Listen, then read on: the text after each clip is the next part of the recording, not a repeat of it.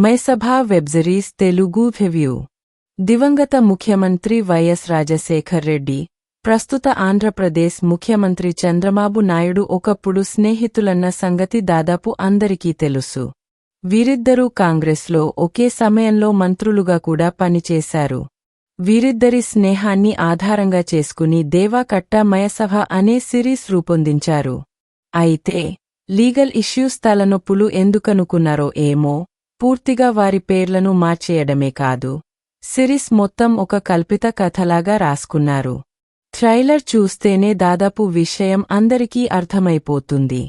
Sony లివ్లో ఈ series ఒక రోజు ముందు నుంచే స్ట్రీమింగ్ మొదలు పెట్టేశారు. మరి సిరీస్ ఎలా ఉంది, ప్రేక్షకులను ఎంతవరకు ఆకట్టుకుంది అనేది ఇప్పుడు రివ్యూలో చూద్దాం.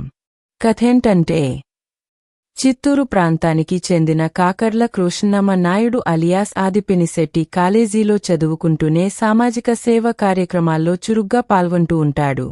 ప్రజలకు ఏదైనా చేయాలనే ఉద్దేశంతో తండ్రి వ్యవసాయ పనులు చూసుకోమని చెప్పినా చదువుకునేందుకే ఆయన ఆసక్తి కనబరుస్తాడు. మరోపక్క తండ్రి బాంబుల శివారెడ్డి ఫ్యాక్షన్ గొడవలు చేస్తూ ఉన్న వైద్యం చేసి ఎంతో మందికి సహాయపడాలనే మనసు గల ఎంఎస్ రామిరెడ్డి అలియాస్ చైతన్యరావు కర్ణాటకలో డాక్టర్ కోర్సు చదువుతూ చేతనైనంతలో సాయం చేస్తూ ఉంటాడు. తాను ప్రేమించిన అనుహారిక అలియాస్ తాన్య రవిచంద్రన్ హీరోయిన్ అవ్వాలనే ఉద్దేశంతో వెళ్లిపోవడంతో ప్రేమలో విఫలమైనట్ల బాధపడుతున్న కాకర్ల కృష్ణమ నాయుడుకు భార్య వైష్ణవి అలియాస్ భావనను పుట్టింటి నుంచి ఇంటికి తీసుకువెరుతూ ఉండే రామిరెడ్డి పరిచయమవుతాడు. వీరి పరిచయం రాజకీయ అరంగేట్రానికి దోహదపడుతుంది. అలా స్నేహితులైన వీరు ప్రధానమంత్రి ఐరావతి బసు దివ్యదత్త పార్టీలో చేరి ఎమ్మెల్యేలుగా గెలవాలనుకుంటారు. నాటకీయ పరిణామాలలో ఇద్దరూ ఎమ్మెల్యేలుగా, మంత్రులుగా కూడా మారతారు. తెలుగులో top hero RCR alias Saikumar కుమార్తెను వివాహం చేసుకున్న కృష్ణమ నాయుడు ఆర్సీఆర్ పార్టీకి వ్యతిరేకంగా పోరాడాల్సి వస్తుంది. ఈ క్రమంలో తర్వాత ఏం జరిగింది? స్నేహితులుగా ఉన్న రామిరెడ్డి, కృష్ణమ నాయుడు ఎందుకు విడిపోవలసి వచ్చింది? చివరికి వారు కలిసారా లేదా అనే విషయాలు తెలియాలంటే సిరీస్ను బిగ్ స్క్రీన్ మీద చూడాల్సిందే. ఎలా ఉందంటే, మైసభ అనే పేరు వినగానే అందరికీ మహాభారతంలో ఉన్న ఒక మైసభ గుర్తొస్తుంది. దాదాపు దానికి ఏమాత్రం తక్కువ కాకుండా ఈ సిరీస్ని ప్రేక్షకుల ముందుకు తీసుకొచ్చే ప్రయత్నం చేశాడు దేవా కట్టా. గతంలో ప్రస్థానం, రిపబ్లిక్ లాంటి పొలిటికల్ సెటైర్ సినిమాలు చేసిన అనుభవం ఉన్న ఆయన అసలు ఇలాంటి ఒక సిరీస్ చేస్తున్నాడనే విషయం తెలిసిన వెంటనే అందరిలో ఆసక్తి నెలకొంది. ఎందుకంటే తెలుగు రాష్ట్రాలలో వైఎస్ కుటుంబం, చంద్రబాబు కుటుంబం దాదాపు 30 ఏళ్లుగా సీఎం సీటును పంచుకుంటూ వస్తున్నాయి. మధ్యలో కిరణ్ కుమార్ రెడ్డి, రోసయ్య లాంటి వాళ్లు కొంతకాలం పరిపాలించినా అవి పెద్దగా లెక్కలోకి రావు.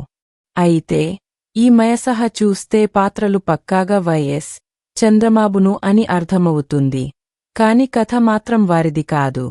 వారి కథ కొంత ఎక్కువగా కల్పిత కథనే ప్రేక్షకుల ముందుకు తీసుకొచ్చే ప్రయత్నం చేశాడు దేవా కట్టా. లీగల్గా ఎక్కడ దొరకకుండా జాగ్రత్తగా పాత్రల పేర్లు, సన్నివేశాలు రాసుకున్నారు. చెప్పాలనుకున్నదాన్ని మాత్రం సూటిగా సినిమాకి తీసుకోని విధంగా చిత్రించాడు. నిజానికి సిరీస్లోని ఓపెనింగ్ సీన్తోనే ఇది పూర్తిగా కల్పిత కథ. పాత్రలు వారిని ఇన్స్పైర్ చేసుకుని రాసుకుని ఉండవచ్చు, కాని పూర్తిగా కల్పిత కథ అనే విషయం అర్థమైపోతుంది. వైస్రాయ్ హోటల్ ఘటనను జ్ఞాపకం తెచ్చేలా ఆశ్రమం హోటల్ అనే ప్రస్తావనతో మొదలైన ఈ సిరీస్ తరువాత కాకర్ల కృష్ణమ నాయుడు, ఎంఎస్ రామిరెడ్డి పాత్రల పరిచయం, వారి స్వభావాన్ని అర్థమయ్యేలా చెప్పడం కోసం కొన్ని ఎపిసోడ్లు వాడుకున్నారు.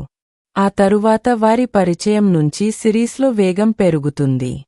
9 ఎపిసోడ్ల ఈ సిరీస్ ఏమాత్రం బోర్ కొట్టించకుండా బింగే వాచ్ చేయగలిగేలా ఉందనడంలో ఎలాంటి అతిశయోక్తి లేదు. మన రాజకీయాల గురించి కాస్త కూసో అవగాహన ఉన్న వాళ్లకు ఈ సిరీస్ బాగా కనెక్ట్ అవుతుంది. ఇది పూర్తిగా కల్పిత కథ, పాత్రలను ఆధారంగా చేసుకుని ప్రేక్షకులను ఎంగేజ్ చేసేలా సినిమాటిక్ టచ్ ఇస్తూ సిరీస్ మొత్తం పూర్తి చేశారు. ఆసక్తికరమైన విషయమేమిటంటే, ఈ సిరీస్ మొదటి సీజన్తోనే పూర్తి కాలేదు. సెకండ్ సీజన్ కోసం వేచి చూడమని సిరీస్ చివరిలో క్లారిటీ ఇచ్చేశారు. ఈ మొదటి సిరీస్ రైస్ ఆఫ్ టైటాన్స్ అయితే సెకండ్ సిరీస్ మాత్రం క్లాష్ ఆఫ్ టైటాన్స్ అని టైటిల్ ఇచ్చారు. అంటే ఈ మొదటి సిరీస్లో ఇద్దరి ఎదుగుదల చూపించారు, తర్వాత ఇద్దరి మధ్య వచ్చే విరోధాన్ని చూపించబోతున్నారన్నమాట.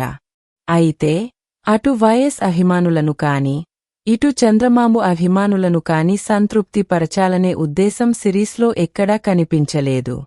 చాలా న్యూట్రల్గా వెళ్లడంలో అక్కడే దేవాకట్ట కొంత విజయాన్ని సాధించాడనిపిస్తుంది. నటీనటుల విషయానికి వస్తే కాకర్ల కృష్ణమ్మ నాయుడు అనే పాత్రలో ఆది పినిశెట్టి ఇమిడిపోయాడు.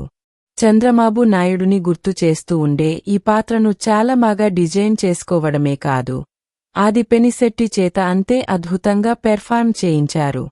ఎంఎస్ రామిరెడ్డి అనే పాత్రలో చైతన్యరావు కూడా ఆకట్టుకున్నాడు. నిజానికి వ్యక్తిగతంగా ఈ సిరీస్ అనౌన్స్ చేసినప్పుడు చైతన్యరావు వైఎస్ పాత్రలో సూట్ కాడేమో అనిపించింది. కాని నటన విషయంలో మాత్రం ఎలాంటి కంప్లైంట్స్ లేవు. ఇక స్టార్ హీరోగా సాయి కుమార్ అదరగొట్టాడు. పరిటాల రవి పాత్రలో రవీంద్ర విజయ్కి ఇంకా నటించే స్కోప్ ఈ సిరీస్ మొదటి సీజన్లో దక్కలేదు. వంగవీటి రంగాను పోలి ఉండే పాత్రలో శత్రు ఆకట్టుకున్నాడు. అయితే బాంబుల శివారెడ్డి అనే పాత్ర చేసిన నటుడు మాత్రం అదిరిపోయే పెర్ఫార్మెన్స్ ఇచ్చాడు. కాస్టింగ్ మాత్రం సినిమాకి ఒక ప్లస్ పాయింట్. కేసీఆర్ను పోలి ఉండే పాత్ర కోసం అలాంటి లక్షణాలతోనే ఉన్న వ్యక్తిని పట్టుకొచ్చారంటే కాస్టింగ్ కోసం ఎంత శ్రద్ధ పెట్టారో ఈజీగా అర్థమవుతుంది. ఇక ఈ సిరీస్ టెక్నికల్గా చాలా టాప్నాచ్ క్వాలిటీతో ఉంది. ఒక సినిమాకి ఎంత ఖర్చు పెట్టారో ఈ సిరీస్కి అంత ఖర్చు పెట్టినట్లు అర్థమవుతుంది. విజువల్స్ కానీ ఏఐ వాడకం కానీ బావుంది. సిరీస్లో పాటలు లేవు, కాని సహోదర అంటూ వచ్చే ట్రాక్ మాత్రం చాలా కాలం గుర్తుండిపోయేలా ఉంది. బ్యాక్గ్రౌండ్ స్కోర్ బావుంది.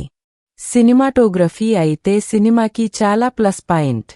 సిరీస్ కాబట్టి నిడివి విషయంలో లిబర్టీ తీసుకున్నారు, అయితే అది వర్క్ అనిపించింది. ఫైనల్లీ ఈ మయసభ కల్పిత పాత్రలతో మాయ చేసే సహా ఆసక్తికరమైన కథ, కథనం, మంచి మేకింగ్తో ఆకట్టుకుంటుంది. మరిన్ని రివ్యూస్ కోసం మా ఛానల్ని సబ్స్క్రైబ్ చేయండి. Thank you. ఇప్పుడు మనం రేటింగ్స్ని చూద్దాం. ఆడియన్స్ 5కి 3.75 రేటింగ్ ఇచ్చారు.